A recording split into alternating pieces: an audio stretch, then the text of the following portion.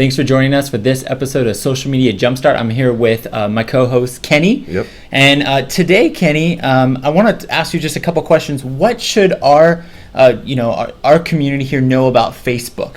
Yeah, Facebook, I think, is like the first platform we definitely should be talking about. It is an amazing platform, and there's reasons why. First of all, it's pervasive in culture. You see it everywhere. But the numbers back up the claims, right? So I just looked up some stats for the recent in 2015. Right now, there's 1.39 billion people with active accounts on Facebook. They would have like 800 million something inactive. But there's almost 1.4 billion accounts on Facebook. And it's skyrocketing, 13% increase year over year in the number of accounts. So this is becoming de facto how people communicate with each other. And it's not going anywhere. No. And then people talk about, hey, what about the younger audiences? Is irrelevant? Well, look, ages 25 through 34, still a young demographic, 30%, 29%, 29.7% of users is in that age bracket. So it's the most common age demographic. And 50% of 18 to 24-year-olds check Facebook immediately when they wake up. Wow. So our community has the opportunity, and we're going to talk about this in the lingo section, but to get into the feed almost, to kind of compete. Because if that's the first thing you check, you want to get into that presence and have an opportunity. The mind-blowing stat that I found is that in the U.S., 1 out of every 5 page views of internet usage is Facebook. Oh my. 1 out of every 5 page views of internet usage in the United States is Facebook. So anyone out there, if you're challenging or questioning, should we get onto Facebook? Is it relevant? Those are the reasons why you want to be on Facebook. And it's amazing even to watch like global, even online activity. You know, we're approaching almost 4 billion internet connected devices. Yes. And, looking at the populace, like at least in 2015, 7 billion, it's like that everyone who's on the internet, it's just becoming more and more. They're de facto on Facebook. They're on Facebook. They're inboxing. They're using message. The people are abandoning email, right? They're messaging each other that way. So it's a great home base. You want to use it as the hub of your social media strategy. And this is the place where things like media is very easily shared there. So photos, videos, those are the things that you really can use Facebook for as your home base. So that's the number one concept is, hey, you need a home base. You need a place to store everything to really point people back to.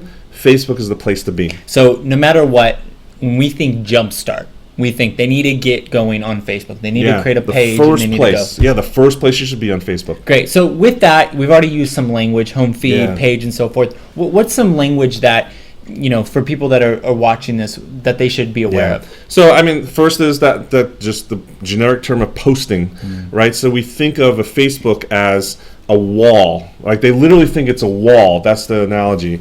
And that you're actually going and posting little, say, Post-it notes or tags on the wall. That's the status updates. Those are the little things that you're sharing with people. So you post it on the wall, and then all your friends can come by and see and read what you've posted, right? So if you put you post a picture on a bulletin board, people can come see it. And then they can comment on it, right?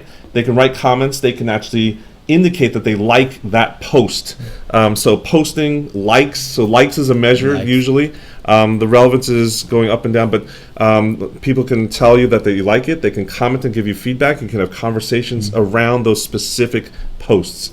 Yeah, so like the idea is that as an organization, you can have an online presence that you can be making posts, and then you can mimic that in-person experience online now anytime, and so people can just share and interact. That's the power, right? So in that environment on Facebook, I'm interacting with you, Jay, as a personal friend on your personal page, but then I can interact with any brand in a very similar way. So it becomes very relational between the brand and the followers, the brand and the people that are in their audience, their constituencies. So explain a little bit the difference between a personal profile and and then you have a page and then you have a home feed. What's the differences there?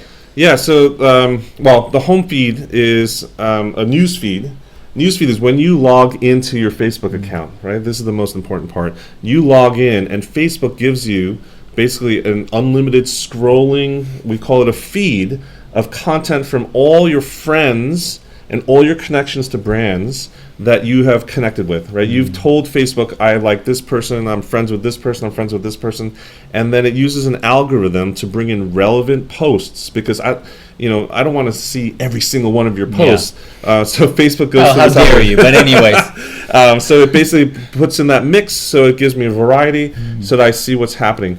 Brands have a page, and on their home feed, basically, you're posting as a brand things just like an individual on their own news feed, and that gets integrated into the all the content that gets shared across the way. So it's not separated like an ad. It's actually mixed in. And it's really important, because the quicker you can get up on those platforms, you got to lock down names, and that's something that with usernames, like for example on Facebook, you can own Facebook/Saddleback Church, but also that means other people, it's open to the public, can go in there and claim it. So one thing you want to do is set up a page and make sure you claim your username. Yes. So that's very important. And so one thing you need to do is go to facebook.com/page and set up a page and just start experimenting in that area. But I wanted to have you a little bit talk about insights on Facebook page. Sure. Why is that important? Well, this is the other reason why Facebook is so robust and interesting to use as a brand or as an organization.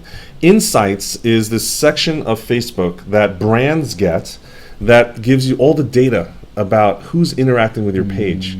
So it's telling you literally what type of people, what time of day they're interacting with your page, what day of the week, engagement levels of how often people are sharing pieces of content versus just directly interacting with the content. So you can learn a lot about your audience, your target group, based on the insights section. So for example, you might learn that over testing out, we're going to go throughout this in the Jumpstart kind of program, but essentially you can learn through a 10-day window, like, wow, Mondays or Wednesdays are kind of our hot days. So you learn from watching on the insights on your page that I need to make sure content's up on those days. Yes, definitely. And it actually is also a clue as to the type of content people are responding to help you even offline to think about what are the types of things that you want to introduce into your activities as an organization. So if, for instance, you have, for a church,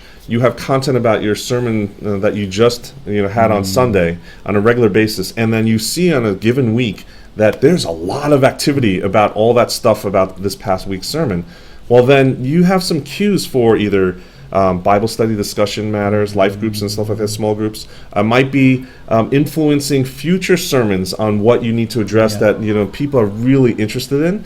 Counseling issues can come into play, etc. So those are the types of things that give you feedback in real time to help you minister better and work with your teams. And obviously it's not limited to just churches. Nonprofits and businesses can do a lot more with it as well. It's the same thing. It's engaging, and it's a way to learn more about more about the people that are interacting with you. The last thing before we move away from lingo is that trending something's really important. So I want to know, what is trending on Facebook? Why is that relevant? Yeah, trending is something that started, you see in other tools like Twitter and stuff like that, but trending is like the zeitgeist of what is actually happening. What's the pulse of everybody on Facebook at any given time? And so you'll start to see what's important, what is relevant to the public and to your audiences. I think it's really important to check that pulse, to really see what your people are really talking about. That way you can find relevant entryways into that conversation and either support it, complement it, redirect it. But basically at the end of the day, you want to become a relevant conversation partner to your people. And part of that is there's a lot of tools out there that you can engage in trending topics, but you need to have the right tools to do that. So what are some tools that people need to hear about that are helpful? So it is, once you start to get into Facebook and all the social media, you realize that there's a lot of stuff to do. And there are third-party tools, services, web-based services, some are applications that help you do business on Facebook and all these other platforms. It helps you become much more efficient. Sometimes it's automation, sometimes it's filtering and finding trends, etc. The first one I think everyone needs to learn about is Hootsuite. So Hootsuite is definitely the default. It's a great way to plan out your posts. So essentially you create an account, and you can actually have a free account, and you have the ability to schedule out posts for Facebook pages, for Twitter, for Google+. There's a premium version that you can do more with, but essentially it gives you one login where instead of having to individually post on Google+ and Facebook and Twitter, now you can just log in, sign in with your accounts, and you can schedule out 2 weeks ahead of time all your content. And it's really a great system. Yeah. If you're not using it, it's a great way to jumpstart your social media presence. Definitely. And not just publishing, but also managing and reading what's in the feeds, right? So you don't need to log into Google Plus and Facebook and Instagram and LinkedIn. It's all there in a dashboard where you can set up, you log into Hootsuite, and then you can look at your Facebook feeds and see what's going on. You can respond right there, and you can click over to another tab and quickly look at your Google Plus, LinkedIn, etc. It's a one-stop shop. It's a dashboard for your social media. It's definitely highly recommended. I think anyone involved in social media for a while comes across Hootsuite. It's definitely something to explore. Well, tell us a little bit about Post Planner. That's another tool. Yeah, Post Planner is another fun tool that allows you to do a lot of similar things, such as posting like that. One of the cool things is they have a repository of fun, interesting, engaging, pre-written status updates for you in many different categories. That would be very helpful. Yeah, so especially for someone who's just getting a jump start on the social media and you don't know exactly as a brand how to get your people engaged. The idea is you don't want to just post things like with a megaphone attitude where you're just screaming stuff out there and you don't care if people respond. You want engagement. You want people to interact with you. Well, they have this cool repository. It's free. There's a free version that basically has hundreds and hundreds, I think it's actually thousands of posts pre-written that have proven to be engaging. So there's like question post, fill in the blank post, metaphor post. There's lots of fun things that you can do to find what you're looking for and then schedule it onto your Facebook page. So Hootsuite is a great tool. Post Planner is a great tool. Yeah. Another tool is Wishpond. Wishpond is a great tool to help run contests. So sometimes on your Facebook page, you might want to run a giveaway. So you might have a book. Maybe if you're a church, you have a book. Maybe if you're a nonprofit, you have a free spot in an upcoming event. Or if you're a business, you have a product. And Wishpond allows you to set up really easy pages, either linked to your Facebook page or a standalone web page. And the idea is that you could run a giveaway. So you say, hey, everybody who likes this or tags themselves in this, if you tag yourself or like or submit, you can be entered into a contest. And it's a way you can gather data and run online contests. And really, Wishpond's not limited to Facebook. You can do it on multiple channels. But it's a great way to run campaigns and giveaways, which is a great way to engage your community. Yeah, so why don't we talk a little bit about contests? Why would people want to run contests? What's the net effect for the brand or the organization? Yeah, contests are a great way really to make sure it's not a one-way conversation. A lot of times when people are doing Facebook or even social media campaigns, they sometimes miss the point because they're just communicating out products and they're making spam kind of posts. Yeah, you kind of get overwhelmed, like nobody wants to know that much about that. You don't make the same post 7 days in a row. You got to have variety. The idea is that every time you make an ask, you're pulling out an investment, but you got to invest into people. So one of the things with contests is you let people know that you actually care about the people that like your page and regularly interact. And by giving away a weekly resource or a monthly resource, you're telling them that you care about them and you're willing to ship something to them or give them some kind of resource. Something that I've seen that's really creative. I've seen churches and different organizations do the Starbucks gift card. Yes, so that's recently a lot of churches are picking that up. And they've actually gotten creative where they've actually like done the barcode thing where they say, hey, have a coffee on us. And what they do is they load up let's say, $500 or $1,000. And in the area of, me doing church online, I've seen a lot of churches do that where it's like, people are watching from different places in the country, but maybe I do a value and type of a contest where you can do you could scan and someone can have a coffee anywhere in the world on us and watch the church service.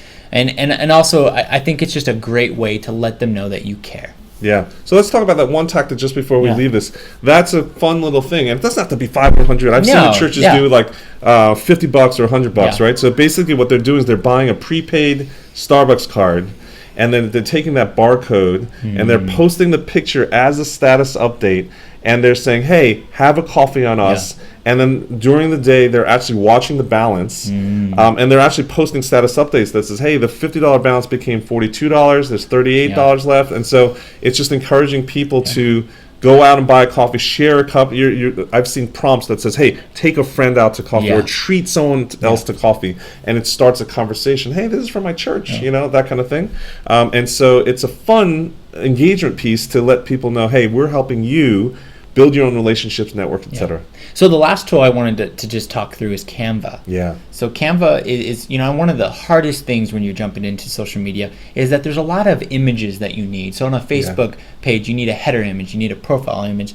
To make really on Facebook, whenever I look at insights on any page I'm interacting with, like photo posts, or it's like images rock. It's rock. Yeah, they rule. Images rule. And so Canva is a great resource that it creates very I almost want to say sexy images that are really appealing to the eye, because ultimately when you're making a post, you're really competing for the news feed. Everything's in a stream and it's constantly going, and so photos take up more space, catch more eyes, and you also want that photo to represent your organization well, so you need time. So Canva is a great resource. It's a free thing. You can go in there. Yeah, it's a website. It's a website. And it's free, right? You set up an account, and basically you create text over image ads. You've seen all the beautiful stuff all over the place. You've seen them bad too. But you've seen them bad. But you want beautiful stuff to represent you and your organization, right? Yeah. And so it allows you to create those on the fly.